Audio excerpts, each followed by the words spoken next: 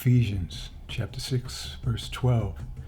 For we wrestle not against flesh and blood, but against principalities, against powers, against the rulers of the darkness of this world, against spiritual wickedness in high places. Who are the rulers of this world? Your presidents, corporate CEOs, bankers, the list goes on. What do they all have in common? Well, for the most part, these days, corruption. You'd have to search very hard to find one who has any compassion. If you are a president, it's better for you to be crude and rude versus having any real compassion for the people that you're supposedly serving. If you're a corporate CEO, the bottom line is your major motivation. Bankers, it's all about profit. So all of those things are spiritual wickedness. The spirit that is behind the decisions that are made by these people is a spirit of evil. And that is what is running the world today. You're finding all kinds of corruption and perversity. Our society celebrates that type of behavior. You go into levels of government, and for the most part, all the laws that are being established and enforced are more about breaking up the family than keeping the family together. If you're going to utilize program, let's say welfare, the father has to be outside of the home in order for a woman and her children to get any type of assistance. Law enforcement. You used to be innocent until proven guilty. Now you're guilty until proven innocent. And if you can't afford a lawyer, well, we'll give you one, but he or she is not going to be working for you according to the law. According to the law, the prosecutor, the defense attorney, the judge, they are all working for the state. So the law is not on your side. And in education, well, these days in education, you're looking at having, drag performers reading to your children, celebrating confusion and perversity. So these are examples of the powers and the spiritual wickedness in high places. You see, all of these are very, very insidious yet very in your face ways in which these rulers of the darkness of this world are enforcing their power. 1 Timothy chapter 6 verse 5. Perverse disputings of men of corrupt minds and destitute of the truth, supposing that gain is godliness. From such withdraw thyself.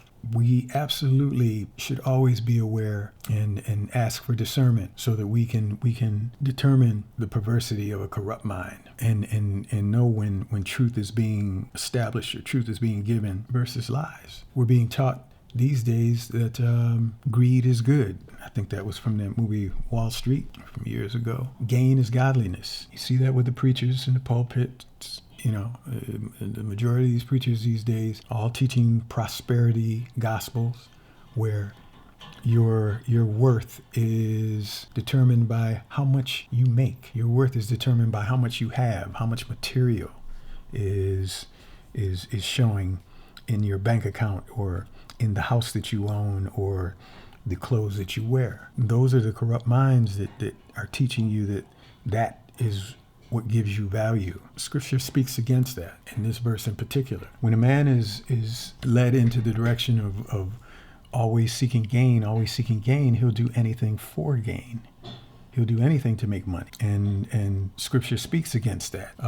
Leviticus 19, chapter 29. Do not prostitute thy daughter to cause her to be a whore, lest the land fall to whoredom and the land become full of wickedness.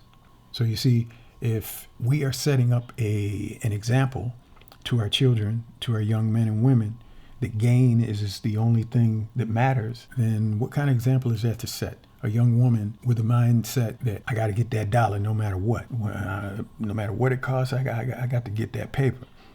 Then they're willing to do whatever, willing to prostitute themselves. And even if a young lady isn't thinking along those directions, you've got parents who are thinking more of themselves than thinking of their children, who are willing to put their children into compromising positions just so they can make gain. They'll sell their children out into these little pageants and have them doing all kinds of performing and all kinds of labor under the guise of entertainment for adults, putting them in these shows like Star Search and American Idol, and So You Think You Can Dance, having young people even doing movies. I've worked in the entertainment industry. The hours are very long. And for a young person to go on a set for, anywhere longer than 8 hours, 8 hours is a long time. But, days easily go into 12, 14 hours a day. And for a young person, that's not a healthy environment. But that is prostituting thy daughter. That's causing her to be a whore. And then when the young ladies have no sense of integrity, then they grow up to be women who teach the children not to have integrity. And then the whole land falls into whoredom. Your nation becomes corrupt. You become like Sodom and Gomorrah. And we see what happened to Sodom and Gomorrah. And let me tell you, this land that we call America is quickly falling in the same way, because all of our priorities are, geared towards these idols and towards all of this material. That is just wicked. We have gotten away from compassion to our brothers and sisters and praise to the Most High. So we need to definitely correct that. Let's get another verse. Proverbs chapter 19, verse 1. Better is the poor that walketh in his integrity than he that is perverse in his lips and is a fool. So often you might see homeless people out on the street, and they're looked down upon in our society because they may not have a place to live. But a lot of them, they're living in their own integrity. They may have to ask for a handout, but they're not knocking anybody on the head trying to steal and rob. And don't just think that, the only way that you are robbed is by being stuck up. Every time you pay a mortgage, you're getting robbed. You're paying all the interest. You have a car payment, you're getting robbed. Almost every transaction that occurs in our society today has to deal with interest. If you're dealing with any type of institution, and that interest is usury. And usury is not of the Bible. Usury is something that is actually condemned in the Bible. But that is what this society is based on. Again, if you have a mortgage, you're going to be paying interest. You take out a loan, you're going to be paying interest. So see, this society locks you in to a certain form of servitude by charging you interest, usury. Leviticus chapter 25, verse 35 through 38 speaks about this interest. If any of your fellow Israelites becomes poor and are unable to support themselves among you, help them as you would a foreigner and stranger, so that they can continue to live among you. Do not take interest or any profit from them, but fear your God, so that they may continue to live among you. Verse 37, you must not lend them money at interest or sell them food at a profit. I am the Lord your God, who brought you out of Egypt to give you the land of Canaan and to be your God. So in this new Babylon here, interest is, it's a way of life, and it's just a way to bring people under more subjection and under more control. Another verse, Isaiah chapter 59, verse 4. None calleth for justice, nor any pleadeth for truth. They trust in vanity and speak lies. They conceive mischief and bring forth iniquity. All of these instruments are put in place to conceive mischief, to cause confusion. You have lies being spoken to you from the highest level. And what does that do? That brings forth iniquity. It brings forth injustice. Okay? None calleth for justice. We've just seen an impeachment trial where if justice wasn't served, it was served on its head upside down. There was a whole lot of days of a whole lot of talking, a whole lot of people who expressed outrage, and nothing was done about it. They trust in vanity and speak lies. They conceive mischief and bring forth iniquity. Ecclesiastes chapter 4, verse 13. Better is a poor and wise child than an old and foolish king who will no more be admonished. Jeremiah chapter 5, verse 21. Hear now this, O foolish people, and without understanding, which have eyes and see not, which have ears and hear not. 1 Corinthians chapter 1, verse 27. But God hath chosen the foolish things of the world to confound the wise, and God hath chosen the weak things of the world to confound the things which are mighty. So in time, we're going to see how these foolish things that the world has been doing that makes you scratch your head, because it's like, what is going on? I cannot believe that all of this madness is going on. Well, the Most High has chosen to let those things happen for a time, but he's also chosen the weak things of the world to confound the things which are mighty. So very soon, start to speak that word that's going to confound those that are mighty. And when you start seeing these structures collapsing, and it seems like it's happening by no human hands, no military might, but just collapsing under the weight of its own corruption, then you will know the work of the Most High is in effect. Just like when you see these natural disasters going on, oh no. It's not man's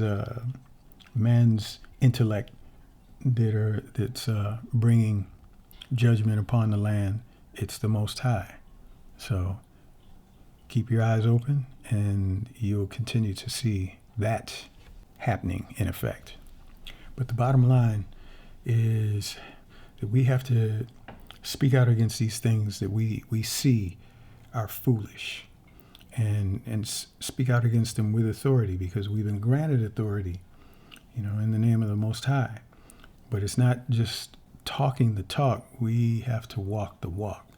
So we can't admonish foolishness if we're participating in foolishness ourselves. That's being a hypocrite. When we clean up our act, get our house in order, then when we see the filth and that which is dirty, outside the house or amongst our brethren, we point it out with compassion, in hopes that they turn around in their ways and that they come into right knowledge. But in terms of the spiritual wickedness and the principalities and powers, all of that must collapse and will collapse, because the Most High has only given them a short time. So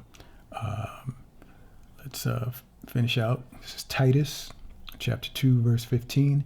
These things speak and exhort and rebuke with all authority. Let no man despise thee.